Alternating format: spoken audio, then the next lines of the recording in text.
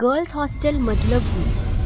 फार पूर्वी शहरात एक गर्ल्स हॉस्टेल असायचे, जिथे कॉलेजचे विद्यार्थी राहायचे. तिथे अनेक मुली राहत होत्या. एके दिवशी अमेरिकेतील मोनिका नावाची NRI मुलगी त्या हॉस्टेलमध्ये राहायला आली. मी अमेरिकेहून आली आहे, मला इथे राहण्यासाठी खोली हवी आहे. किती दिवस? जोपर्यंत मी माझा अभ्यास पूर्ण करत नाही तोपर्यंत. आता मोनिका बाकीच्या मुलींसोबत हॉस्टेलमध्ये राहू लागली. एके दिवशी मोनिका तिच्या खोलीत रात्री झोपली असताना तिला काही आवाज आला. ती बाहेर आली. तिने पाहिले तर तिथे कोणीच नव्हतं. तिथे कोणी नाही आणि ती तिच्या खोलीत गेली. दुसऱ्या दिवशी ती काही मुलींसोबत बसून बोलत होती. तेव्हा सोनिया म्हणाली, मी लवकरच हे हॉस्टेल सोडून दुसरीकडे कुठेतरी राहायला जाणार आहे. हो, इथे रात्री खूप भीतीदायक आवाज येतात. हो, काल मलाही काही आवाज आला, पण घाबरण्यासारखे काय आहे? तुला नाही माहिती का, हे हॉस्टेल हॉन्टेड आहे. हो, लोक म्हणतात की या हॉस्टेलच्या ठिकाणी खूप वर्षापूर्वी एक तांत्रिक राहायचा, जो काळ्या जादूचा वापर करून आत्म्यांना कैद करत असे. असं म्हणतात की तो तांत्रिक तर मेला, पण त्या सगळ्या आत्मा अजूनही भूत बनून इथे भटकत आहे. काय म्हणताय? तांत्रिक आत्मा आणि झपाटलेले? हे खरं आहे मोनिका.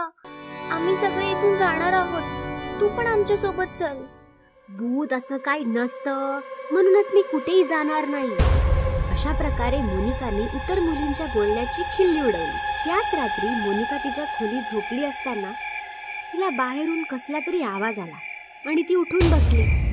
ते भूत पुन्हा आलेली दिसते. खोलीतून बाहेर आल्यावर तिला कोणीच नसल्याचे दिसले. ते भूत मला घाबरले असे दिसते. एवढं बोलून मोनिका दरवाजा बंद करू लागली. तेवढ्यात तिला दूरवर एक सावली दिसली. ही कुणाची सावली आहे? ती सावलीच्या मागे जायला लागली. जशी ती सावलीकडे सरकत होती तशी सावलीही तिच्यापासून दूर जात होती. मग अचानक सावली खूप मोठी झाली. ही सावली खूप मोठी झाली आहे, पण ही सावली आहे कुणाची? असा विचार करत ती सावलीकडे धावू लागली. धावत धावत ती हॉस्टेलच्या गच्चीवर आली. गच्चीवर आल्यावर सावली गायब झाली. ही सावली कुठे गायब झाली? जाऊ दे, तिला जिकडे जायचं तिकडे ती गेली. जाऊ दे, मी आता झोपायला जाते. आणि पुन्हा एकदा मोनिका हॉस्टेलमधल्या रात्रीच्या गजबजाटाकडे दुर्लक्ष करून खोलीत येऊन झोपी गेली.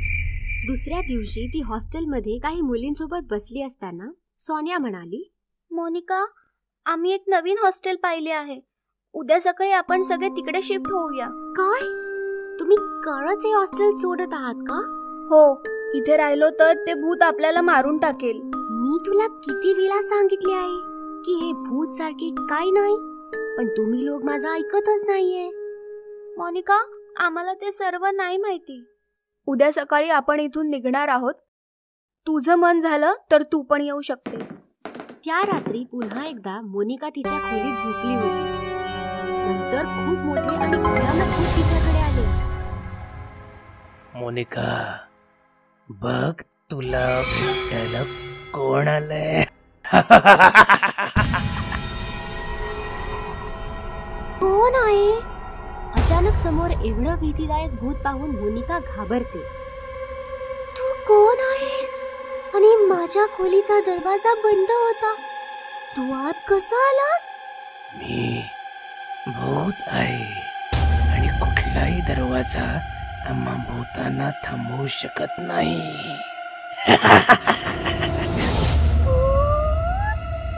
2 दिवसांपासून मी तुला हे पटवून देत आहे की तुम्हा माणसांप्रमाणे आम्ही भूत पण खरेच असतो, पण तू आमची थट्टा करतेयस.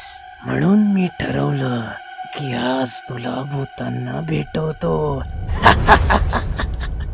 प्लीज प्लीज मला काही नका करू. प्लीज प्लीज मला जाऊ द्या. Please let me go please. भूताने मोनिकाचा हात पकडला आणि तो तिला घेऊन गायब झाला. भूत मोनिकाला जमिनीच्या खाली असलेल्या एका गुहेत घेऊन गेला. माझ्या घरी स्वागत आहे.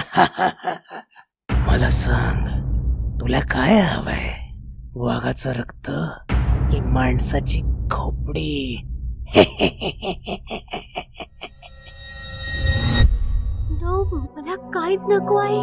प्लीज मला जाऊ द्या. Please let me go please. मराठीत बोल. डोनाल्ड ट्रम्पची भाजी. माझ्याकडून खूप मोठी चूक झाली आहे. मी मानते की भूत असतात. असं कसं? मोठ्याने बोला. जशी माणसं आहेत तशीच भूतही आहेत. जशी माणसं आहेत तशीच भूतही आहेत. असेच भूत मोनिकाला घाबरवत राहिला. काही वेळाने मोनिका भीतीने बेशुद्ध पडली. मी हिला धडा शिकवला असं दिसतंय.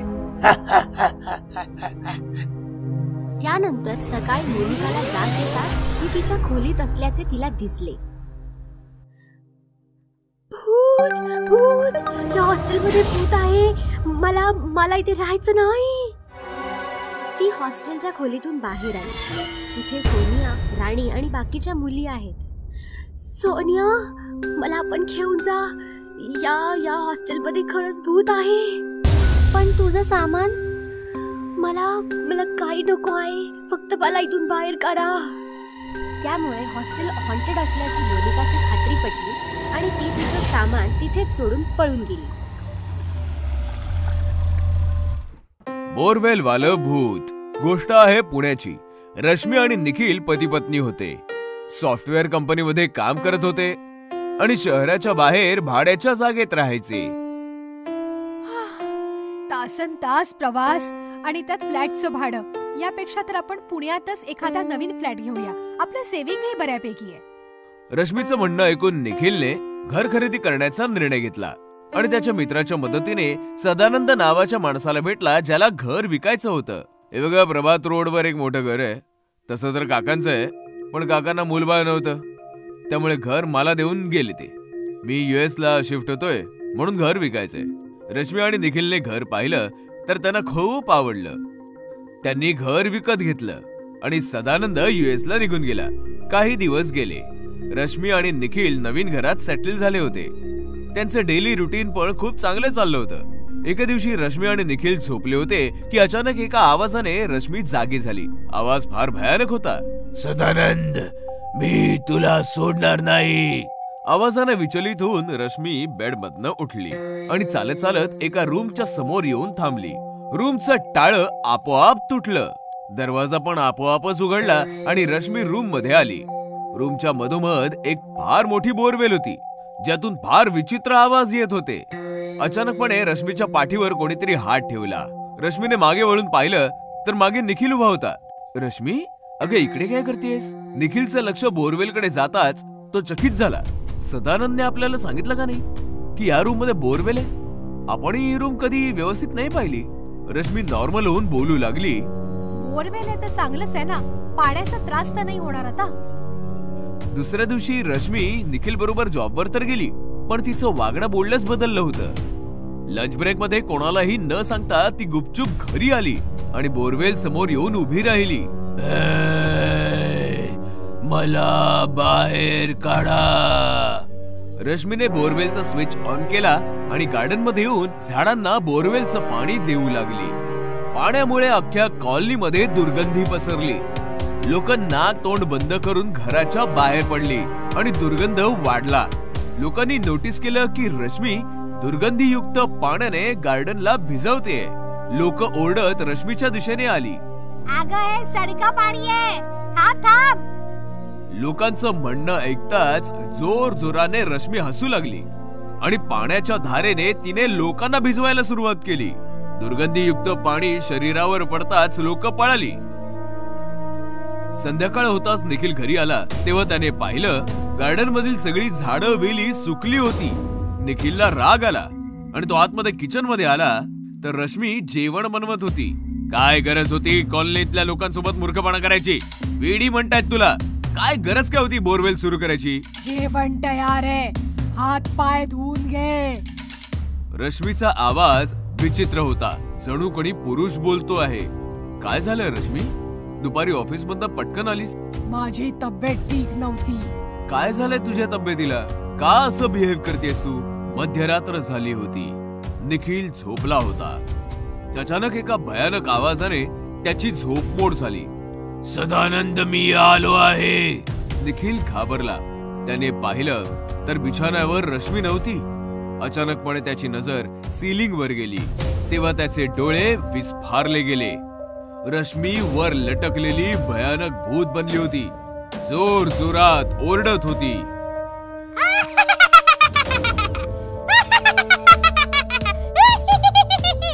मी आलो आहे सदानंद, मी तुला मारून टाकेन.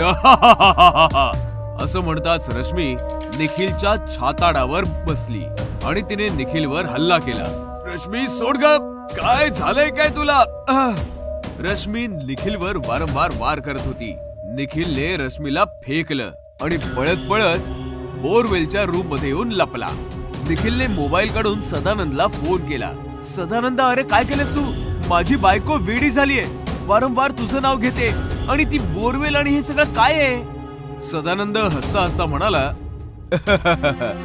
माफ कर मित्रा, झालंय असं की मी काकांची सगळी प्रॉपर्टी हडपलीये आणि त्यांना मारून बोरवेल मध्ये काढलंय. काकांचं भूत सतावत होतं म्हणून मी घर विकून US मध्ये शिफ्ट झालोय. आता माझं कोणी काही बिघडवू शकत नाही, ना इंडियन पोलीस ना इंडियन काकांचं भूत. असं म्हणून सदानंदने फोन कट केला. पण सत्य ऐकताच निखिलची अवस्था बिकट झाली होती. म्हणजे काकांचं भूत रश्मीमध्ये आलंय आणि सदानंद समजून मला मारताय. तेवढ्यात दरवाजा तोडून रश्मी आत आली आणि ओरडू लागली, माझं घर, माझी इस्टेट हडपून, मला बोरवेल मध्ये पुरून तू इथे लपून बसलाय सदानंद. मी तुला नाही सोडणार. काका, मी निखिल आहे, सदानंद नाहीये. पण रश्मीने निखिलला बोलायची संधीच नाही दिली. तिने निखिलला पकडलं, खेचून बोरवेलच्या दिशेने घेऊन आली आणि निखिल सोबतच तिने बोरवेल मध्ये उडी मारून स्वतः सोबतच निखिलचं आयुष्यही संपवलं. गर्ल्स हॉस्टेल मधलं भूत. फार पूर्वी शहरात एक गर्ल्स हॉस्टेल असायचे, जिथे कॉलेजचे विद्यार्थी राहायचे. तिथे अनेक मुली राहत होत्या. एके दिवशी अमेरिकेतील मोनिका नावाची NRI मुलगी त्या हॉस्टेलमध्ये राहायला आली. मी अमेरिकेहून आली आहे, मला इथे राहण्यासाठी खोली हवी आहे. किती दिवस? जोपर्यंत मी माझा अभ्यास पूर्ण करत नाही तोपर्यंत. आता मोनिका बाकीच्या मुलींसोबत हॉस्टेलमध्ये राहू लागली. एके दिवशी मोनिका तिच्या खोलीत रात्री झोपली असताना तिला काही आवाज आला. ती बाहेर आली. तिने पाहिले तर तिथे कोणीच नव्हतं. तिथे कोणी नाही आणि ती तिच्या खोलीत गेली. दुसऱ्या दिवशी ती काही मुलींसोबत बसून बोलत होती. तेव्हा सोनिया म्हणाली, मी लवकरच हे हॉस्टेल सोडून दुसरीकडे कुठेतरी राहायला जाणार आहे. हो, इथे रात्री खूप भीतीदायक आवाज येतात. हो, काल मलाही काही आवाज आला, पण घाबरण्यासारखे काय आहे? तुला नाही माहिती का, हे हॉस्टेल हॉन्टेड आहे. हो, लोक म्हणतात की या हॉस्टेलच्या ठिकाणी खूप वर्षापूर्वी एक तांत्रिक राहायचा, जो काळ्या जादूचा वापर करून आत्म्यांना कैद करत असे. असं म्हणतात की तो तांत्रिक तर मेला, पण त्या सगळ्या आत्मा अजूनही भूत बनून इथे भटकत आहे. काय म्हणताय? तांत्रिक आत्मा आणि झपाटलेले? हे खरं आहे मोनिका. आम्ही सगळे इथून जाणार आहोत. तू पण आमच्या सोबत चल. भूत असं काही नसतं, म्हणूनच मी कुठेही जाणार नाही. अशा प्रकारे मोनिकाने इतर मुलींच्या बोलण्याची खिल्ली उडवली. त्याच रात्री मोनिका तिच्या खोलीत झोपली असताना तिला बाहेरून कसला तरी आवाज आला आणि ती उठून बसली. ते भूत पुन्हा आलेली दिसते. खोलीतून बाहेर आल्यावर तिला कोणीच नसल्याचे दिसले. ते भूत मला घाबरले असे दिसते. एवढं बोलून मोनिका दरवाजा बंद करू लागली.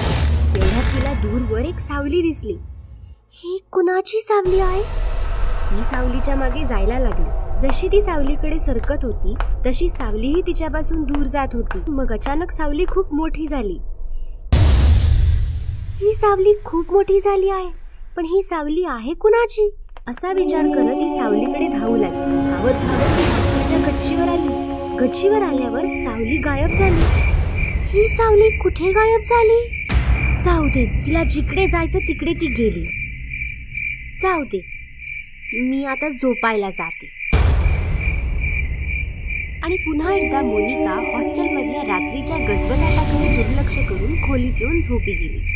दुसऱ्या दिवशी ती हॉस्टेलमध्ये काही मुलींसोबत बसली असताना सोनिया म्हणाली, मोनिका, आम्ही एक नवीन हॉस्टेल पाहिले आहे. उद्या सकाळी आपण सगळे तिकडे शिफ्ट होऊया. काय? तुम्ही खरंच हे हॉस्टेल सोडत आहात का? हो, इथे राहिलो तर ते भूत आपल्याला मारून टाकेल. मी तुला किती वेळा सांगितले आहे की हे भूत सारखे काय नाही, पण तुम्ही लोक माझं ऐकतच नाहीये. मोनिका, आम्हाला ते सर्व नाही माहिती. उद्या सकाळी आपण इथून निघणार आहोत. तुझं मन झालं तर तू पण येऊ शकतेस. त्या रात्री पुन्हा एकदा मोनिका तिच्या खोलीत झोपली होती. नंतर खूप मोठे आणि भयानक भूत तिच्याकडे आले. मोनिका, बघ, तुला भेटायला कोण आलंय? कोण आहे? अचानक समोर एवढं भीतीदायक भूत पाहून मोनिका घाबरते. तू कोण आहेस? आणि माझ्या खोलीचा दरवाजा बंद होता, तू आत कसा आलास? मी भूत आहे आणि कुठलाही दरवाजा आम्हा भूतांना थांबवू शकत नाही.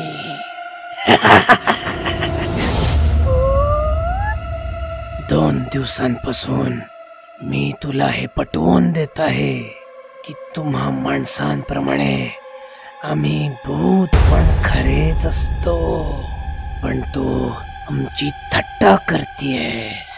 म्हणून मी ठरवलं की आज तुला भूतांना भेटवतो. प्लीज प्लीज मला काही नका करू. प्लीज प्लीज मला जाऊ द्या. Please let me go please. भूताने मोनिकाचा हात पकडला आणि तो तिला घेऊन गायब झाला. भूत मोनिकाला जमिनीच्या खाली असलेल्या एका गुहेत घेऊन गेला. माझ्या घरी स्वागत आहे. मला सांग, तुला काय हवंय?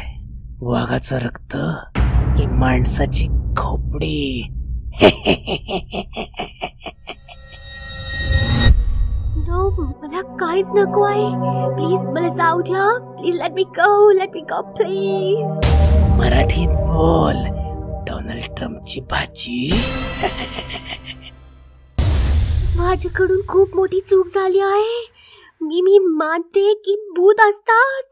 असं कसं? मोठ्याने बोला. जशी माणसं आहेत तशीच भूतही आहेत. जशी माणसं आहेत तशीच भूतही आहेत. असेच भूत मोनिकाला घाबरवत राहिला. काही वेळाने मोनिका भीतीने बेशुद्ध पडली. मी हिला धडा शिकवला असं दिसतंय. त्यानंतर सकाळी मोनिकाला जाग येताच ती तिच्या खोलीत असल्याचे तिला दिसले. भूत भूत, या हॉस्टेलमध्ये भूत आहे. मला इथे राहायचं नाही. ती हॉस्टेलच्या खोलीतून बाहेर आली. तिथे सोनिया, राणी आणि बाकीच्या मुली आहेत. सोनिया, मला आपण घेऊन जा. या हॉस्टेलमध्ये खरंच भूत आहे. पण तुझं सामान? मला काही नको आहे. फक्त मला इथून बाहेर काढा. त्यामुळे हॉस्टेल हॉन्टेड असल्याची मोनिकाची खात्री पटली आणि ती तिचं सामान तिथेच सोडून पळून गेली.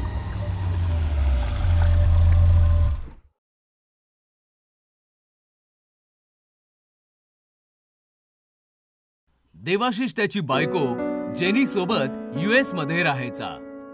त्याचे आई वडील नव्हते, फक्त आजोबा होते जे पुण्यामध्ये राहायचे. देवाशिष वर्षातनं एकदा जेनीला घेऊन आजोबांना भेटायला यायचा.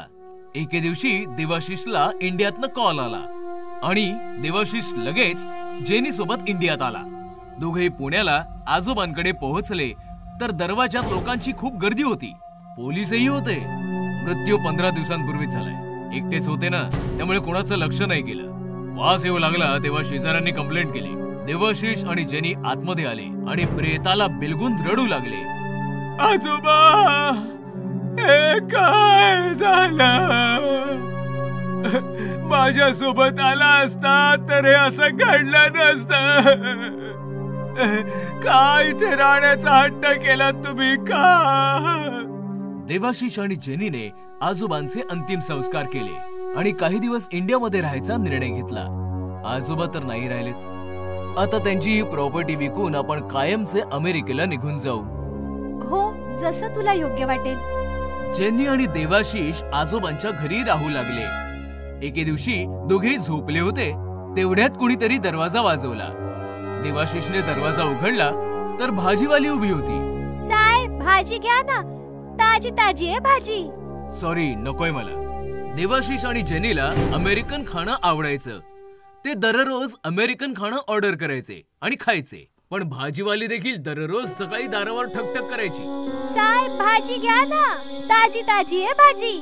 देवाशिष दररोज तिला नाही म्हणायचा आणि दररोज ती नेमाने यायची. एके दिवशी देवाशिषचं पोट खराब झालं आणि तो जेनीला म्हणाला, जेनी, आपण इंडियामध्ये आहोत तर आपल्याला इकडचंच खाणं खाल्लं पाहिजे. अमेरिकन फूड आपल्याला या क्लायमेटमध्ये डायजेस्ट होत नाहीये. उद्या आपण भाजीवालीकडनं भाजी घेऊया. मध्यरात्र झाली होती. जेनी आणि देवाशिष झोपले होते की अचानक त्यांचा दरवाजा ठोठावला गेला. दोघे जागे झाले. आता यावेळी कोण आलंय? मी जाऊन बघतो, असं म्हणताच देवाशिषने जाऊन दरवाजा उघडला तर दरवाजामध्ये तीच भाजीवाली होती. तू तर सकाळी येतेस ना, आता रात्री पण येणं सुरू केलंस? ही काय वेळ आहे का यायची?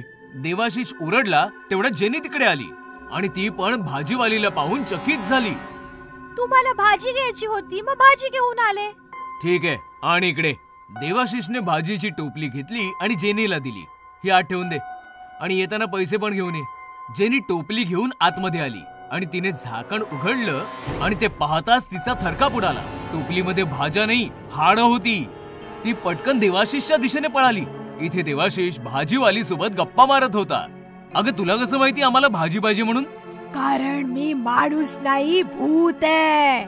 अचानक भाजीवाली भयानक भूत बनली. देवाशिषचे डोळे पांढरे झाले. पळत पळत जेनी आली आणि तिने भाजीवालीचं रूप पाहिलं. ते पाहताच ती मूर्छित झाली. जेनी, सांभाळ स्वतःला. देवाशिषने जेनीला सांभाळलं आणि दरवाजा लावला. भाजीवाली भूतणी हसत हसत गायब झाली. जेनीला घेऊन देवाशिष थरथरत आत आला. त्याने जेनीला सोफ्यावर बसवलं. जेनी, घाबरू नकोस, मी पाणी आणतो हा.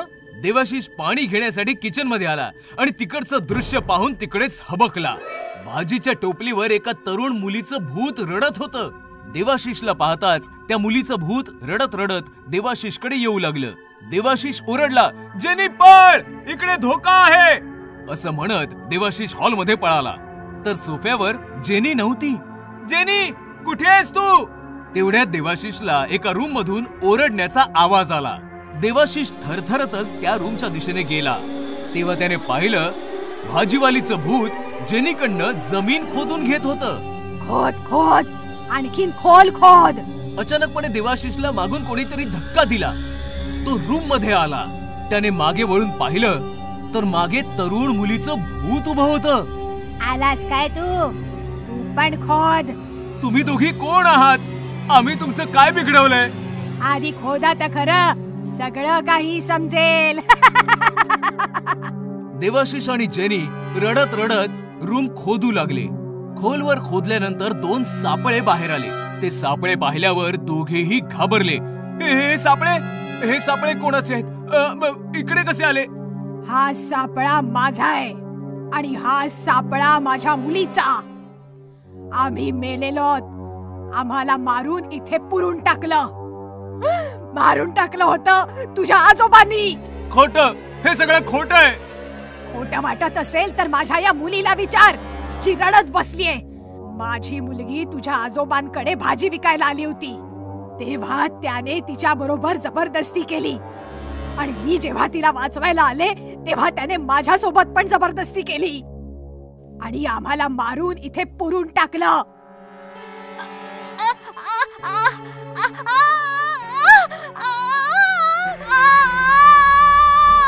मग आम्ही शपथ घेतली, तुझ्या आजोबांना तर मारूच आणि तुमचा निर्वंश करून टाकू. आजोबांना तर मारून टाकलं, आता तुझी पाळी आहे.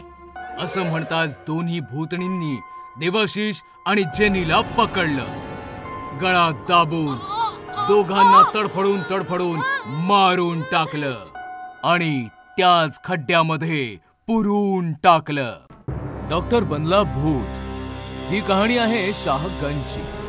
शाहगंजमध्ये संजीवनी नावाचं एक हॉस्पिटल होतं, जिथे शिरीष कुमार नावाचे फार प्रसिद्ध डॉक्टर होते. सर्वांचा खूपच छान इलाज करायचे. पण हॉस्पिटलची एक फार विचित्र गोष्ट होती. हॉस्पिटलमध्ये कुठल्याही पेशंटला ऍडमिट केलं जात नसे. दिवसा इलाज व्हायचा आणि संध्याकाळच्या आधी पेशंट्सना घरी पाठवून देण्यात येईल.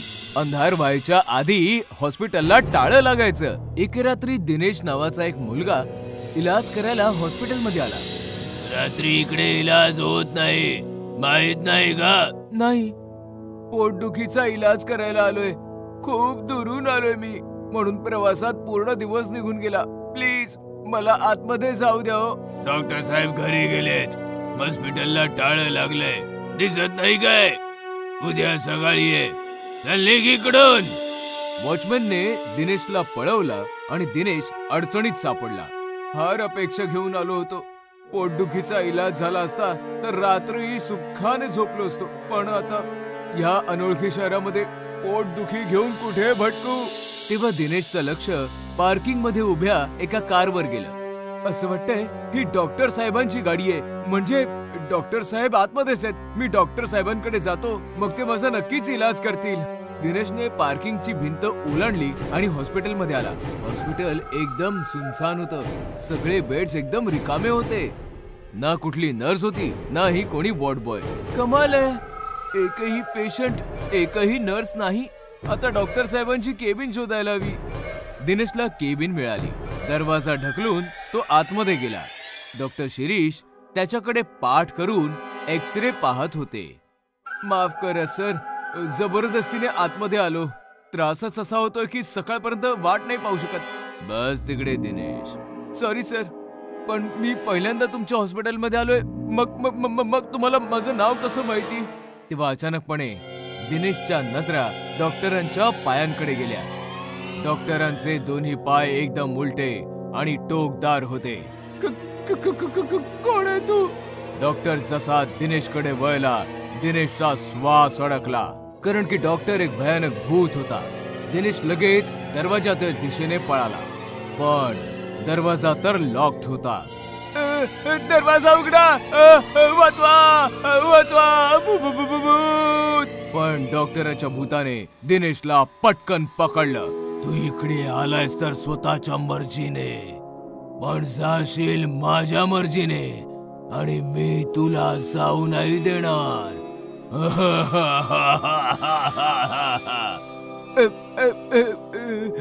सॉरी सर, मी कोणाला काही नाही सांगणार. मी सरळ माझ्या गावी निघून जाईन. प्लीज सर, मला सोडा सर. पण भूताने काही ऐकलं नाही. त्याने दिनेशचं पोट जोरात दाबलं. दिनेश जनावरांसारखा ओरडू लागला. भूताने त्याची पकड अजून मजबूत केली आणि दिनेश ओरडत ओरडत मेला. हॉस्पिटलमध्ये अशा घटना आठवड्यातनं 1-2दा नक्कीच व्हायच्या. वॉचमॅनला धोका देऊन कोणी ना कोणी रात्री केबिन मध्ये इलाज करायला यायचं आणि भूतिया डॉक्टरची शिकार व्हायचं.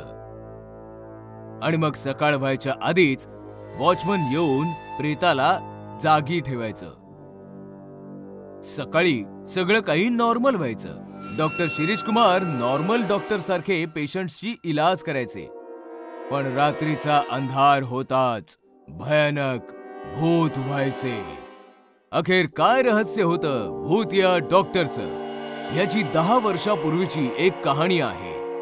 10 वर्षांपूर्वी एके रात्री पाशा नावाचा किलर पोलिसांच्या गोळ्यांनी घायाळ होऊन संजीवनी हॉस्पिटलमध्ये आला. ए डॉक्टर, चल गोळ्या काढ. इतर ही तर पोलीस केसची गोष्ट आहे. चल गोळ्या काढ. काढ नाही तर गोळ्या घालीन तुझ्या डोक्यात. बंदुकीच्या धाकाने पाशाने त्याचा इलाज केला आणि इलाज होताच डॉक्टरवर त्याची बंदूक साधली. अरे मी तर इलाज केला ना. हो, इलाज केलास आणि त्याच्या सोबतच पोलिसांना पण इन्फॉर्म केलास. धोकेबाज. पाशाने बंदुकीने डॉक्टरचा जीव घेतला आणि मग तिथून पळून गेला. तेव्हापासनं डॉक्टर भूत बनलाय. दिवसा रोग्यांचा उपचार करतो आणि रात्री हैवान. एके रात्रीची गोष्ट आहे. वॉचमन गेटवर नव्हता. गेट ओपन होता. तेव्हा एक पोलीस ऑफिसर त्याच्या बायको सोबत आला. ट्रान्सफरच्या बरोबरच तुझे आजार पण ट्रान्सफर होतात. चल आता आतमध्ये जा, मी कॉल संपवून येतो. बायको आतमध्ये गेली आणि ऑफिसर मोबाईलवर बोलू लागला. बोलता बोलता त्याचं लक्ष हॉस्पिटलच्या बोर्डकडे गेलं. संजीवनी हॉस्पिटल. शिट. ऑफिसर पळत पळत केबिन मध्ये आला आणि त्याने पाहिलं डॉक्टरच्या भूताने त्याच्या बायकोचा गळा आवळला होता.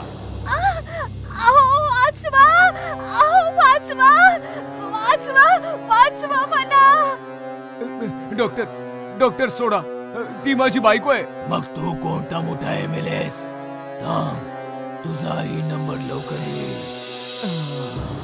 मी MLA नाही, मी तोच ऑफिसर आहे ज्याला तू त्या दिवशी कॉल करून पाशाची इन्फॉर्मेशन दिली होतीस 10 वर्षापूर्वी. आठवते? ऑफिसरचं म्हणणं ऐकल्यावर भूताने त्या बाईलाच सोडलं. बोल, कुठे आहे तो पाशा? मला त्याचा जीव घ्यायचाय. काही गरज नाहीये. तुझ्या कॉल नंतर मी त्याला शहरातनं बाहेर जाऊ दिलं नाही. त्याचा एन्काउंटर केला. एन्काउंटर व्हायच्या आधी त्याने तुझ्याबद्दल सांगितलं होतं. पाशा मारला गेलाय. आता तूही असं लोकांना मारणं बंद कर. ठीक आहे, मला पाशाला मारायचं होतं, पण हॉस्पिटलमध्ये कैद होतो. तू त्याला मारून माझा बदला पूर्ण केलायस.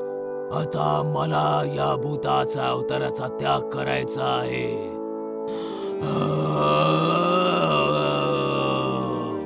असं म्हणताच डॉक्टरचं भूत जोर जोरात हसू लागलं आणि हसत हसत आसमंतात मुक्त झालं. भूतिया हॉस्पिटल पार्ट 4. नैनितालच्या मस्त वातावरणात आणि घनदाट जंगलांच्या मध्ये एक छोटंसं सुंदर गाव होतं, नमनपूर. नमनपूरची लोक फारच भोळी भाबडी आणि सरळ साधी होती. 2 वर्षांपूर्वी नमनपूरमध्ये लहान मुलांचं सरकारी हॉस्पिटल उघडलं होतं. लहान मुलांना घेऊन गावातली माणसं त्यांचा इलाज करायला यायची. पण अचानक हॉस्पिटलच्या विषयी लोकांच्या मनात भीती निर्माण झाली. कारण की हॉस्पिटलमधून दर रात्री दररोज लहान मुलांच्या रडण्याचा भयंकर आवाज ऐकू यायचा. आई, आई, ये ना, मला इकडनं घेऊन जा ना. आई, ये ना, मला इकडनं घेऊन जा ना. आई, ये ना. एका गावकऱ्याने तर हॉस्पिटलच्या खिडकीमध्ये उभ्या असलेल्या छोट्या छोट्या मुलांची भूतं पण पाहिली. याच विषयी बेभान झालेल्या गावकऱ्यांनी हॉस्पिटलमध्ये जाऊन डॉक्टरांना विचारलं. तेव्हा डॉक्टर म्हणाले, हे बघा, हा भ्रम आहे तुमचा, असं काही नाहीये. काय ग लीला? हो सर, हा गावकऱ्यांचा भ्रमच आहे. लीला हॉस्पिटलमध्ये नर्सचं काम करायची. पण साहेब, तुमच्याच हॉस्पिटलमधनं बरीचशी मुलं गायब झालेली आहेत. त्यांचं काय? हे बघा, आमचं काम आहे इलाज करणं. मुलांची काळजी घेणं हे तुमचं काम. खेळता खेळता पडले असेल कुठल्या तरी दरीत, आमचं काय घेणं देणं आहे? एके दिवशी शीला नावाची एक बाई तिचा मुलगा छोटू सोबत हॉस्पिटलमध्ये आली. डॉक्टर साहेब, कालपासून छोटूच्या पोटात दुखतंय. डोंट वरी, मी औषधं लिहून देतो, बाहेरून घेऊन या. ठीक आहे छोटू, चल औषध घेऊन येऊया. नाही आई, मी नाही येणार. अजून दुखेल मला. बरं ठीक आहे, नर्स मॅडम छोटूकडे लक्ष द्या. हो नक्कीच, जा तुम्ही. शीला औषधं आणायला निघून गेली. लिली पण काही कामानिमित्त आतमध्ये निघून गेली आणि छोटू तिकडेच डॉक्टरच्या केबिन मध्ये बसून राहिला. अचानकपणे छोटू जिकडे बसला होता त्याच्या बाजूला रिमोट कंट्रोलची एक कार आली. छोटूने डॉक्टरकडे पाहिलं तर डॉक्टर एका फाईल मध्ये बिझी होते. छोटू कार उचलायला खाली वाकला तेवढ्यात ती कार पळून गेली आणि कारच्या मागे छोटूही पळू लागला. कार एका रूमच्या आतमध्ये गेली. मग छोटू पण त्याच्या मागे मागे आतमध्ये गेला. त्या रूम मध्ये लीला लपून बसली होती. जसा तो लहान मुलगा आतमध्ये गेला, लीला बाहेर आली आणि तिने रूमचा दरवाजा बाहेरून लॉक केला. डॉक्टरने हसत हसतच लीलाकडे पाहिलं. पोपट पिंजऱ्यात काहीच झालंय. इथे आतमध्ये बिचारा छोटू कारचा पाठलाग करता करता आणखी दुसऱ्या खोलीमध्ये गेला. तिथे आतमध्ये फार अंधार होता. जसा तो आतमध्ये गेला, त्या रूमचा दरवाजा आपोआप बंद झाला. छोटूने पाहिलं त्या रूम मध्ये फारच अंधार आहे आणि बरेचसे भूतिया छोटी छोटी बाळं छोटूकडे बघून रडत आहेत. त्यातील एक बाळ फार भीतीदायक आणि रागाने छोटूकडे पाहत होता. त्याच्या हातामध्ये कारचा रिमोट होता. त्याने रिमोटने कार छोटूच्या मागे पुढे फिरवून त्याला घाबरवू पाहिलं. आमच्या जगामध्ये तुझं स्वागत आहे. चला ना, आपण बाहेर जाऊन खेळूया सगळे. ही कार पण सोबत घेऊया. छोटूची हिंमत बघून भूतिया बाळ टेन्शन मध्ये आलं. आम्ही सगळे या जगातून कधीच बाहेर नाही येऊ शकत. थोड्या वेळानंतर तूही आमच्या या जगाचा हिस्सा बनणार आहेस. डॉक्टर आणि नर्स मिळून तुझं ऑपरेशन करतील. तुझे सगळे ऑर्गन्स काढून तुला याच रूम मध्ये दफन करतील. तिथे शीला औषध घेऊन आतमध्ये आली तेव्हा तिने पाहिलं की छोटू केबिन मध्ये नाहीये. नर्स मॅडम, माझा छोटू कुठे आहे? काय मस्करी करताय तुम्ही? आता 5 मिनिटापूर्वी तुम्ही त्याला घेऊन गेलाय. हे तुम्ही काय बोलताय मॅडम? मी तर इथे त्याला तुमच्याकडे सोडून औषध घ्यायला गेले होते. बघा, आमच्याशी वाद घालू नका. आम्हाला बरीच काम आहे. हे एकदा शीला रडू लागली आणि जोर जोरात ओरडू लागली.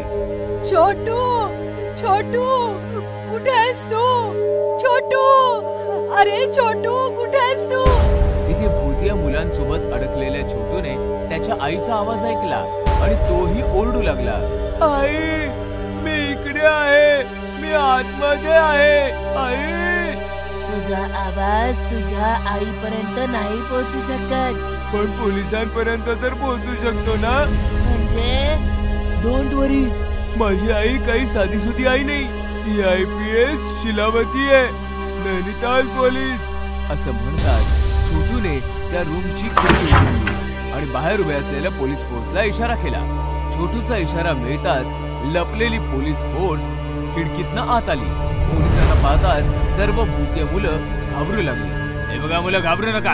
आम्हाला कळलं की या हॉस्पिटलमध्ये लहान मुलांच्या अवयवांचे ऑर्गन्स विकून ब्लॅक मार्केटिंग होते. म्हणूनच छोटू आणि IPS शिलावती मॅडमच्या सोबत मिळून आम्ही डॉक्टरांना पुराव्यांसकट पकडण्यासाठी आम्ही ऑपरेशन अरेंज केलं होतं. चल आमच्या सोबत. नाही सर, आम्ही मेलेलो आहोत. आम्हा सर्वांची शरीरं याच रूम मध्ये दफन आहेत. म्हणूनच तर आमच्या आत्मा याच रूम मध्ये कैद आहेत. आता त्या बाहेर नाही येऊ शकत. फक्त आता एक काम करा, त्या डॉक्टर आणि नर्सला पकडल्याच्या नंतर या हॉस्पिटलला जाळून टाका, जेणेकरून आम्हाला सर्वांच्या आत्म्याला मुक्ती मिळेल. चिंता नको करू, आम्ही असंच करू. छोटू, तू खूप हिम्मतवान आहेस. आज तुझ्यामुळे आम्हाला मुक्ती मिळेल. थँक्स छोटू. सर्व भूत मुलं हात जोडून छोटू समोर उभी राहिली. हे बघताच छोटू इमोशनल झाला. चल छोटू, आता आपल्याला ते काम करायचंय ज्यासाठी एवढं सगळं आपण नाटक केलं. भूतबळाने डोकं हलवलं आणि रूमचा दरवाजा आपोआप उघडला. मग पोलीस आणि छोटू दुसऱ्या दरवाजापाशी आले. पोलिसांनी बंद दरवाजा तोडला आणि ते सर्व सरळ डॉक्टरांच्या केबिन मध्ये पोहोचले. पोलीस फोर्सला अचानक आपल्या समोर असं बघून डॉक्टर्स आणि नर्स घाबरले. अरेस्ट करा या सगळ्यांना. पोलीस फोर्सने डॉक्टर आणि नर्स दोघांनाही पकडलं. मम्मा, यांचं काम तर झालं. आता या हॉस्पिटलला जाळून त्या मुलांना मुक्ती द्यायची. मग काय, पोलीस फोर्स डॉक्टर आणि नर्सला घेऊन निघून गेले. शीलावती आणि छोटूने हॉस्पिटलला आग लावली. बघता बघता हॉस्पिटल जळू लागलं आणि हॉस्पिटलमध्ये कैद असलेल्या लहान मुलांची आत्मा आकाशामध्ये मुक्त होऊ लागली.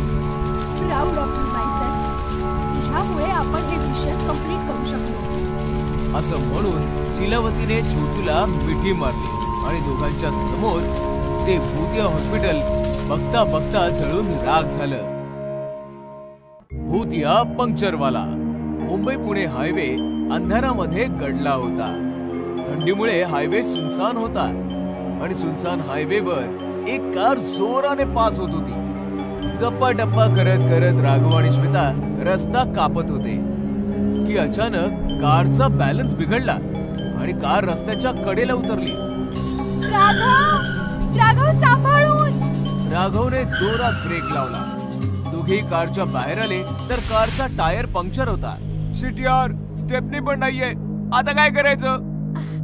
थंडीमुळे टायरचं टेम्परेचर बिघडलं आणि तो फुटला. म्हटलं होतं मी हळू चालव म्हणून. राघवने समोर पाहिलं तर एक पंक्चरचं दुकान समोर दिसत होतं. थँक गॉड, झाला जुगाड. हॅलो, कोणी आहे का? दुकानातनं एक माणूस बाहेर आला ज्याने थंडीच्या कारणामुळे अख्ख्या शरीरभर शॉलने झाकून घेतलं होतं. कारचा टायर पंक्चर झालाय, बनवू शकता का हो? थांबा, अवजार घेऊन येतो. पंक्चरवाल्याचा आवाज जरा भारी भारीच होता. तो सामान घेऊन आला. कारचा टायर उघडून त्याने कारला जॅक लावला आणि पंक्चर बनवू लागला. श्वेता, थंडी वाढते, तू कार मध्ये बस, मी जरा हलका होऊन येतो. हा. श्वेता कार मध्ये बसली आणि राघव हलका व्हायला निघून गेला.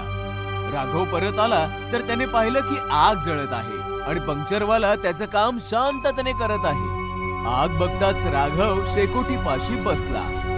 श्वेता पण गाडीतनं उतरून शेकोटी पाशी आली. कार मध्ये थंडी वाजते का?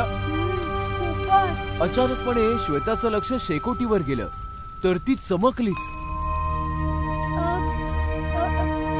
राघव, याने तर आपल्या कारची ट्यूब जाळली. मग हा पंक्चर कसला बनवतोय? अरे हो भाऊ, आमची ट्यूब का बरं जाळली?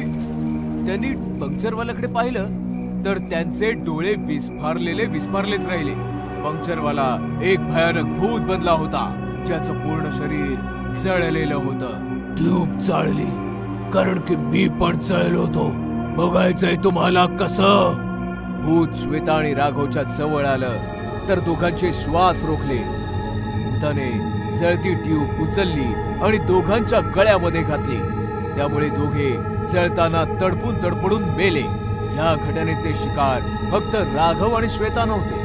जी कोणती कार हायवेने जायची नक्कीच पंक्चर व्हायची आणि पंक्चरवाला भूत पंक्चर बनवण्याच्या बहाण्याने जळती ट्यूब गळ्यामध्ये टाकून लोकांना मारून टाकायचा.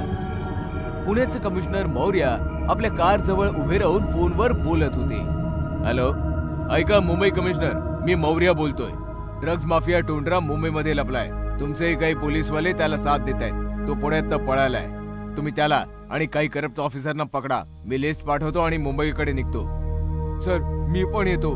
एकट्याने जाण्यामध्ये धोका आहे. मी सांगितलं ना, माझ्या सोबत कोणी येणार नाही. मौर्य कार मध्ये बसून निघून गेले. मौर्याची कार वेगाने हायवे कापत होती. अचानक जोरदार ब्रेक लावून थांबली. मौर्याने बाहेर येऊन पाहिलं तर शेट यार, हिला पण आताच पंक्चर व्हायचं होतं. तेव्हा अचानक मागणं आवाज आला. काळजी करू नका साहेब, पंक्चरवाला अवजारांसकट हजर आहे. मौर्याने पाहिलं तर मागे पंक्चरवाला उभा होता. जरा लवकर करा भाऊ, क्रिमिनलला पकडायला जायचंय. पंक्चरवाल्याने टायर उघडून जॅक लावला. मी कार मध्ये बसतो, तू पंक्चर बनव जरा लवकर. मौर्य कार मध्ये बसले. पंक्चरवाल्याने एक ट्यूब काढून आग लावली त्याला आणि कारकडे बघत बघत हसता हसता तो भूत बनला. ट्यूब तयार होताच तो कारच्या जवळ गेला आणि म्हणाला, सर बाहेर या, टायर लावायचा आहे. तेव्हा अचानकपणे मौर्यांना कॉल आला. हॅलो, काय म्हणताय? ड्रग्ज माफिया टोंडरा पकडला गेला आणि त्याच्यासोबतचे पोलीस ऑफिसर देखील पकडले गेले. वेल डन. हो, मी पोहोचतोच आहे. मौर्य कार मधनं उतरून बाहेर आले तर पंक्चरवाला गायब होता आणि कारची ट्यूब जळत होती.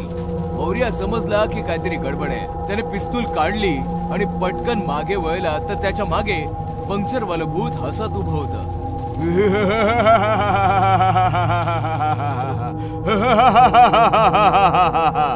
कोण आहेस तू? घाबरू नका साहेब, मी तुम्हाला काही त्रास नाही देणार. माझा बदला पूर्ण झालाय. कसला बदला? टोंडरा, आणि करप्ट ऑफिसर पकडले गेले ना. हो, पण तुला हे सर्व कसं माहिती? 2 महिन्यांपूर्वी एके रात्री टुंड्रा कार घेऊन माझ्याकडे आला होता. ऐक, कारचा पंक्चर बनव. फक्त पंक्चर बनवायचा, बाकी बघायचं नाही. मी ट्यूब उघडली. ट्यूब मधून मला ड्रग्सचे पॅकेट मिळाले. मी पोलिसांना फोन केला. पोलीस आले, पण ते टुंड्रा सोबत मिळालेले होते. बोललो होतो ना, दुसरीकडे लक्ष द्यायचं नाही. भटकलं ध्यान, गेली जान. याला चालून टाक टुंड्रा, बाकी आम्ही सांभाळून घेऊ. या रात्री टुंड्राने पोलिसांसोबत ट्यूब आणि टायर मध्ये टाकून मला जाळून मारून टाकलं. मग मी भूत बनलो आणि माणुसकीवरनं माझा विश्वास उडाला. मी निष्पाप माणसांना मारत राहिलो. आज टुंड्रा आणि ऑफिसरांच्या अटकेची न्यूज ऐकली तेव्हा समाधान झालं. आता मी मुक्त होऊ शकतो. असं म्हणताच पंक्चरवालं भूत कायमसाठी असं म्हणतात लुप्त झालं. भूत या आंबेवाला. गरमीचा सीझन म्हणजेच आंब्यांचा सीझन. या सीझन मध्ये आंबे आणि आमरसांचा मजा घेतला जातो. पण हाच आमरसाचा सीझन अमनपूरसाठी खुनाचा सीझन बनला. घडलं काही असं की शहरामध्ये रात्रीच्या समयी एक आंबेवाला घरोघरी फिरायचा.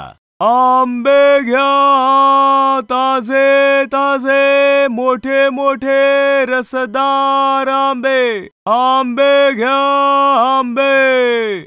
आणि जसं कोणी दरवाजा उघडायचं, अहो ताई आंबे घ्या. अरे कसे घेऊ, जरा चव घेऊन बघते. आंबेवाला टोपलीतून एक आंबा उचलून त्याचा रस समोरच्या व्यक्तीच्या हातावर द्यायचा, तर आमरस नाही रक्त यायचं. रक्त? हे काय आहे? काय रे आंबेवाल्या, ही काय थट्टा आहे? आंबेवाला नाही, भूतिया आंबेवाला. असं म्हणताच तो आंबेवाला एक भयानक भूत बनायचा आणि सुरीने समोरच्याचा गळा चिरायचा. शहरामध्ये भूतिया आमरसवाल्याने दहशत माजवली होती. आंबेवाल्याच्या दहशतीमुळे अख्खं शहर भयभीत झालं होतं. एका तांत्रिकाची मदत घेतली. मी खूप प्रयत्न केले, पण तो भूतिया आंबेवाला वशमध्ये येत नाहीये. जर त्याच्यापासून वाचायचं असेल तर आंबे खाणं सोडून द्या. आंबे विकत घेऊ नका. बाबा, आम्ही त्याच्याकडे नाही जात. तो स्वतःहून आमच्याकडे यायचा. त्याचा पण एक इलाज आहे माझ्याकडे. असं म्हणताच त्या तांत्रिकाने घराच्या एका भिंतीवर काही लिहिलं. आंबेवाले आंबे नका आणू. हे काय आहे बाबा? हाच मंत्र आहे त्याच्यापासून वाचायचा. शहराच्या सर्व भिंतींवर हा मंत्र लिहा. तो आंबेवाला तुमच्या घरामध्ये कधीही नाही येणार. बाबांनी लिहिलेला तो मंत्र अख्ख्या शहरभर पसरला. लोकांनी भिंतींवर लिहायला सुरुवात केली, आंबेवाल्या आंबे आणू नकोस. आणि कमालच झाली. ना त्या दिवसानंतर कोणी आंबेवाल्याला पाहिलं आणि नाही आंबेवाला कोणाच्या घरी गेला. पण लोकांच्या मनात त्या आंब्यांची भीती बसली होती. कोणीही आंबे विकत घेत नव्हतं. अमनपूरमध्ये आंबे खाणं आता काही साधारण गोष्ट नव्हती. एके रात्री विशाल आणि रीटा दोघे भाऊ बहीण भरपूर सामानासह रेल्वे स्टेशनवरून शहरामध्ये आले. ओहो, एक टॅक्सी नाही मिळत आहे. विचित्रच शहर आहे. बरं झालं बाबा 20 वर्षांपूर्वीच हे शहर सोडून मुंबईला शिफ्ट झाले. मला तर हे शहर खूप आवडतं. या शहरात आपलं पिढीजात घर जे आहे. राहू दे राहू दे. तू तर असं बोलतोयस जसं काही तूच त्या घरात राहिलायस. पहिल्यांदाच आई बाबांना न सांगता समरमध्ये चिल मारायला आपण इकडे आलोय. आपल्याला तर हे पण नाही माहित की आपलं घर कुठे आहे, त्याची अवस्था काय आहे. कोणाला तरी विचारूया. अगं तो बघ, नाक्यावर तो आंबेवाला आहे. नाक्याच्या मधोमध एक आंबेवाला टोपलीत आंबे घेऊन बसला होता. दोघे जण त्या आंबेवाल्याच्या दिशेने चालू लागले की तेवढ्यात त्यांची नजर भिंतीवर पडली. आंबेवाल्या, आंबे आणू नकोस. अरे, हे काय लिहिलंय सगळ्या भिंतींवर? हे पण त्या आंबेवाल्यालाच विचारूया ना. चल. दोघेही आंबेवाल्याच्या दिशेने गेले. आंबेवाला हताश बसला होता. दादा, हे गल्ली नंबर 14 आणि घर नंबर 7 कुठे? आंबेवाल्याने एका खुणेने एका गल्लीच्या दिशेने इशारा केला. थँक्स हा दादा. दादा, सगळ्या भिंतींवर ही विचित्र अशी स्लोगन का लिहिली आहे? आंबेवाले आंबे आणू नका, हेच ना? मॅडम, तुमचा विश्वास नाही बसणार. हा भूताप्रेताचा मामला आहे. भूत प्रेत? ऐको ना बाबा, अहो आम्हाला ऐकायचंय. ही गोष्ट 20 वर्षांपूर्वीची आहे. शहरामध्ये एक गरीब आंबेवाला घरोघरी जाऊन आंबे विकायचा. एके रात्री त्याने एका घराची बेल वाजवली. साहेब, आंबे घ्या ना. नकोयत मला. साहेब घ्या ना, गरीब माणूस आहे साहेब. अच्छा, चाखून बघू दे मला. साहेब, आता रस सांगतो तुम्हाला. रस नाही, आंबे कापून खायला घाल. आंबेवाल्याने एक आंबा कापून खायला घातला. साहेब, कसा आहे? मजा नाही आली मला. अजून खायला घाल. आंबेवाल्याने अजून एक आंबा खायला घातला. त्या माणसाने पुन्हा तोंड वेंगाळलं. असं करता करता आंबेवाल्याने टोपलीतील सर्व आंबे खायला घातले. मजा नाही आली मला. पळ इकडून. साहेब, पैसे तरी द्या मला. टोपली रिकामी झाली माझी.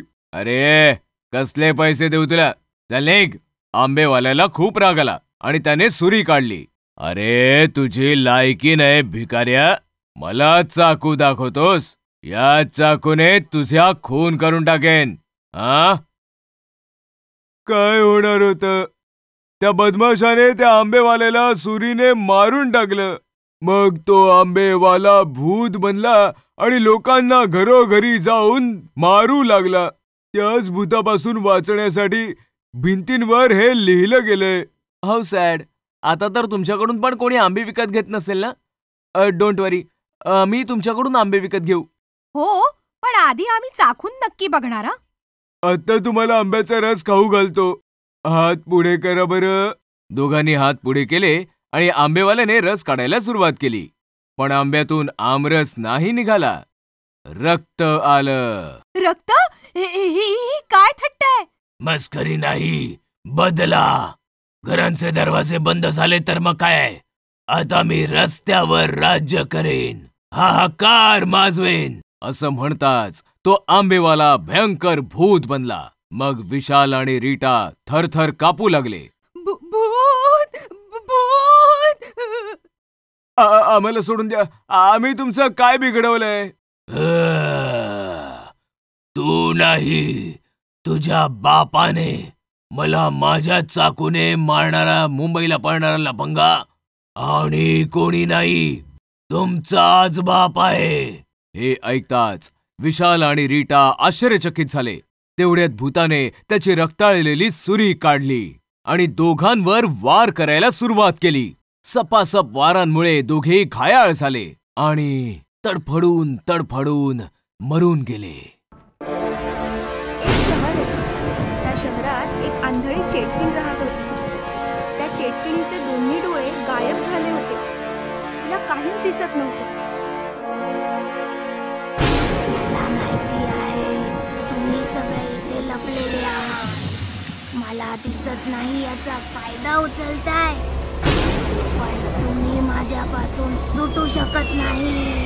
लपून बसलेले लोक ती त्यांच्या दिशेने येत असल्याचे पाहून श्वास रोखून धरतात. थरथर कापायला पळून जाण्याचा प्रयत्न करतात. काही जमिनीवर शांतपणे झोपतात. त्यातल्या एकावर चेटकिणीचा पाय पडतो. ती त्याला पकडायला गेल्यावर तो पळू लागतो.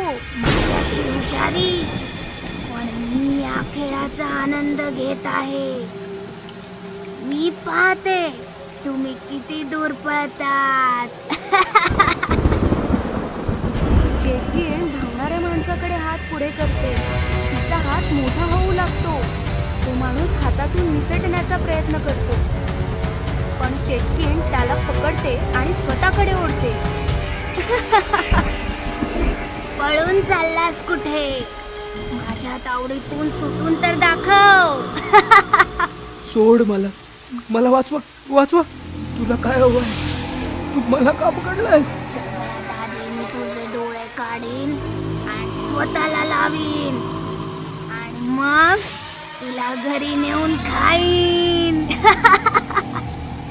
चेटकीण त्या माणसाचे दोन्ही डोळे उचलून घेते. माणूस वेदनेने ओरडू लागतो. चेटकीण ते डोळे स्वतःला लावते. अरे वा, तुझे डोळे तर मस्त आहेत. मी अगदी स्पष्टपणे पाहू शकते. चल, माझ्या जेवणाची वेळ झाली आहे, चल घरी जाऊ. चेटकीण त्या माणसाला पाठीवर घरी घेऊन येते आणि खाऊन टाकते. चेटकीण तिच्या डोळ्यांनी पाहू शकत होती, परंतु एक समस्या होती. तिने लावलेले डोळे 24 तासच काम करायचे. 24 तासांनी डोळे खराब व्हायचे आणि चेटकीण पुन्हा आंधळी व्हायची. मग काय, आंधळी चेटकीण मग बाजारात यायची आणि माणसांचे डोळे फाडून पुन्हा नवीन डोळे लावायची. चेटकिणीची दहशत संपूर्ण मार्केटामध्ये पसरली आणि दुकानदारांनी मार्केट बंद करण्याचा निर्णय घेतला.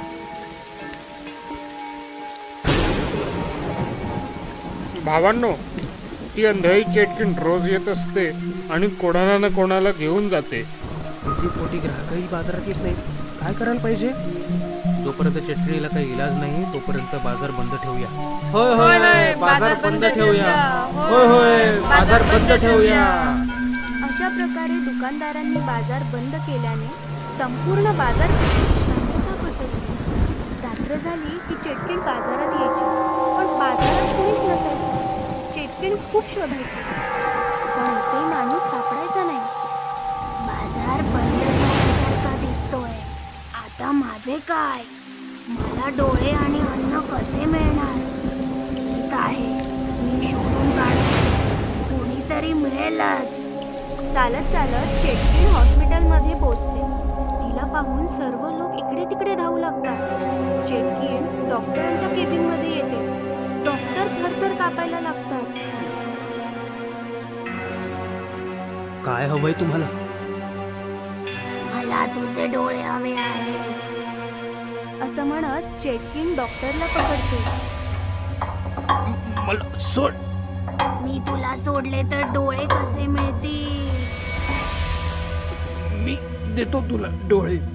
मी डोळ्यांचाच डॉक्टर आहे. अरे ठीक आहे, मी रोज येईन. मला 2 डोळे आणि 1 पेशंट खायला हवा आहे.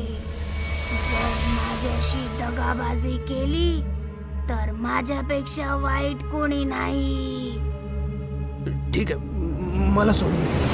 चेटकीण डॉक्टरांना सोडते. डॉक्टर चेटकिणीला 2 डोळे देतात आणि चेटकीण पेशंटला पाठीवर घेऊन निघून जाते. अशा रीतीने चेटकीण रोज डॉक्टरकडे यायची. डॉक्टर पेशंटचे डोळे काढून चेटकिणीला लावायचा आणि पेशंट त्या चेटकिणीच्या हवाली करायचा. एके दिवशी डॉक्टरांचा शास्त्रज्ञ मित्र डॉक्टरांकडे येतो. डॉक्टर, मला मृत्यूनंतर माझे डोळे तुमच्या हॉस्पिटलमध्ये दान करायचे आहेत. त्याची औपचारिकता पूर्ण करण्यासाठी मी इथे आलोय. हो, तुम्ही इथे का आलात? तुम्ही तुमचे डोळे दुसऱ्या हॉस्पिटलमध्ये दान करा. काय झालं डॉक्टर? तुम्ही अस्वस्थ दिसताय. डॉक्टर शास्त्रज्ञाला चेटकिणीबद्दल सांगतात. डॉक्टर, काळजी करू नका. मी चेटकिणीसाठी असे डोळे बनवीन की ती पाहतच राहील. मग शास्त्रज्ञ रात्रंदिवस मेहनत करून चेटकिणीचे डोळे बनवतात आणि डोळे घेऊन डॉक्टरकडे येतात. हे घ्या डॉक्टर, हे डोळे चेटकिणीला लावा. हे कोणत्या प्रकारचे डोळे आहेत? हे कृत्रिम डोळे आहेत. त्यात कॅमेरा आहे ज्यामुळे चेटकीण बघू शकेल. यात आणखी खास गोष्ट आहे. खास गोष्ट ती काय? मला या डोळ्यांमध्ये एक मायक्रोबॉम्ब बसवता आला आहे, ज्याचा रिमोट माझ्याजवळ आहे. मग चेटकिणी येते आणि शास्त्रज्ञ पटकन लपतो. डॉक्टरांचे डोळे तयार आहेत की नाही? तयार आहे. तुम्ही झोपा. चेटकीण आडवी होते. शास्त्रज्ञाने दिलेले डोळे डॉक्टर. हे काय डोळे आहेत डॉक्टर? याच्यामध्ये तर खूप तेजस्वी प्रकाश आहे. ते एका लहान मुलाचे डोळे आहेत ना, त्यामुळे धारदार आहेत. ठीक आहे, मी जाते. उद्या तयार राहा. असे बोलून चेटकीण निघून जाते. चेटकीण निघून गेली. वैज्ञानिक, बाहेर या. शास्त्रज्ञ बाहेर येतो. मग डॉक्टर आणि शास्त्रज्ञ चेटकिणीच्या मागे मागे हॉस्पिटलच्या बाहेर येतो. आता आपण स्फोट करू शकतो, असे म्हणत शास्त्रज्ञ रिमोट काढतो आणि बटन दाबतो. चेटकिणीच्या डोळ्यात टिक टिकचा आवाज येतो. अहो, टिक टिकचा आवाज कसला आहे? मग मोठा आवाज येतो आणि चेटकिणीच्या चिंध्या उडतात. शास्त्रज्ञाच्या बुद्धिमत्तेमुळे चेटकीण मरते आणि संपूर्ण शहर चेटकिणीच्या तावडीतून मुक्त होतं.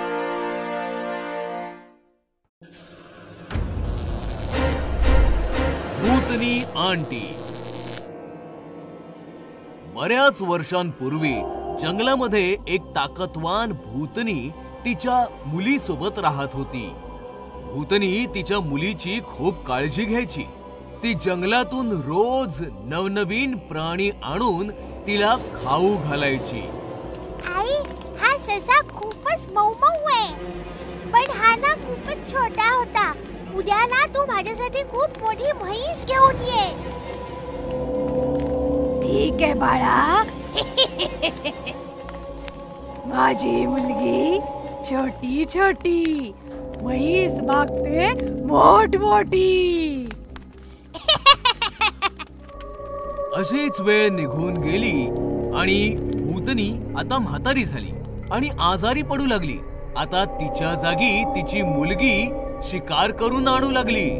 एके दिवशी म्हाताऱ्या भूतनीने तिच्या मुलीला सांगितलं, बाळा, आता मी जास्त दिवस जिवंत नाही राहणार, म्हणून माझी इच्छा आहे तू माझी एक शेवटची इच्छा पूर्ण कर. सांग आई. जेव्हा मी छोटीशी होते तेव्हा माझी आई माझ्यासाठी शहरातून एक जाडजूड आणि मऊ मऊ माणसाचा मुलगा खायला घेऊन आली. माझी इच्छा आहे की मरण्याच्या आधी पुन्हा एकदा मी माणसाच्या मुलाची चव घ्यावी. ठीक आहे आई, मग तुझ्या पुढच्या वाढदिवसाला आपण माणसाच्या मुलाची चव चाखू. मानवाच्या मुलाच्या शोधात भूतनी शहराच्या दिशेने निघाली. जंगलातून मी आले, शहराकडे मी जाईन.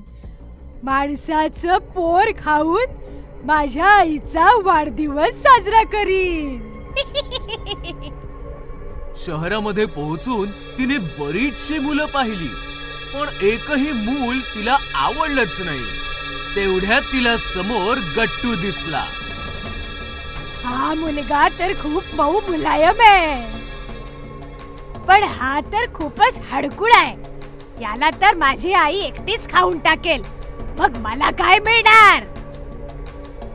काही हरकत नाही, मी ह्याला खायला घालून चांगलं जाडजूड बनवेन. आणि तिने एका सुंदर आंटीचं रूप घेऊन गट्टूच्या शेजारी राहायला आली. आणि मग तिने एक दिवस गाजराचा हलवा बनवला आणि गट्टूकडे आली. मी गट्टूसाठी गाजराचा हलवा आणलाय. Thank you aunty. आता भूतनी काही ना काही निमित्ताने गट्टूला स्वादिष्ट भोजन खाऊ घालायला लागली. एवढं स्वादिष्ट भोजन खाऊन आता गट्टू देखील खूप जाडजूड झाला. भुक्या भूतनीचं जेवण जेवून गट्टू झाला जाडजूड. आता जाड्या गट्टूला खाऊन भूतनी पण होईल जाडजूड. दुसऱ्याच दिवशी भूतनी आंटीने गट्टूला सांगितलं, मी शहरापासून थोडं दूर असलेल्या रेस्टॉरंट मध्ये जेवायला जातेय. तू माझ्या बरोबर येणार आहेस का? हो हो, मी तुमच्या बरोबर नक्की येईन. आणि मग भूतनीने गट्टूला सोबत घेतलं आणि जंगलाच्या दिशेने निघाली. गट्टूने जसं जंगल पाहिलं त्याने भूतनीला विचारलं, आंटी, तुम्ही मला इथे जंगलात का घेऊन आलात? तुम्ही तर म्हणाला होतात की मला रेस्टॉरंट मध्ये घेऊन जाताय. तेव्हा अचानक भूतनी तिच्या मूळ रूपात आली. तू बरंच काही खाल्लंस गट्टू, आता आमच्या खाण्याची पाळी आहे. तुम्ही तर भूतनी आंटी आहात. भूतनी गट्टूला घेऊन तिच्या आईच्या जवळ आली.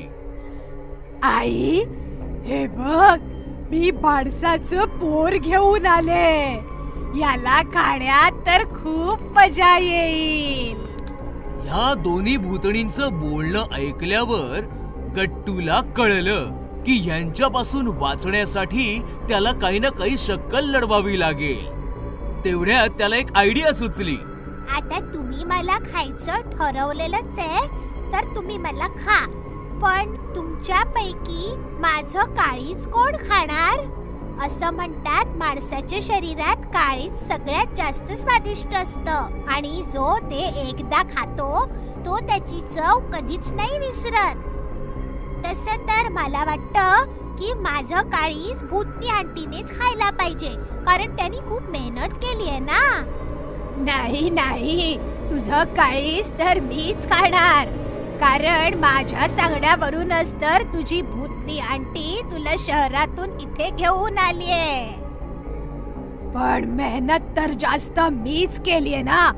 जेव्हा मी लहान होते तेव्हा माझ्या आईने मला मुलाचं काळीज खायला नव्हतं घातलं, म्हणून याचं काळीज तर मीच खाणार. असं कसं? मेहनत तर जास्त मी केलीये, मग याचं काळीज मीच खाणार. आणि मग बघता बघता भांडण विकोपाला गेलं. म्हाताऱ्या भूतणीने भूतणीवर खूप जोरात प्रहार केला. मग भूतणीनेही म्हाताऱ्या भूतणीला बेदम चोपलं. अशा प्रकारे दोघी आपसात भांडत मेल्या आणि गट्टू मात्र तिकडनं सुखरूप पळाला.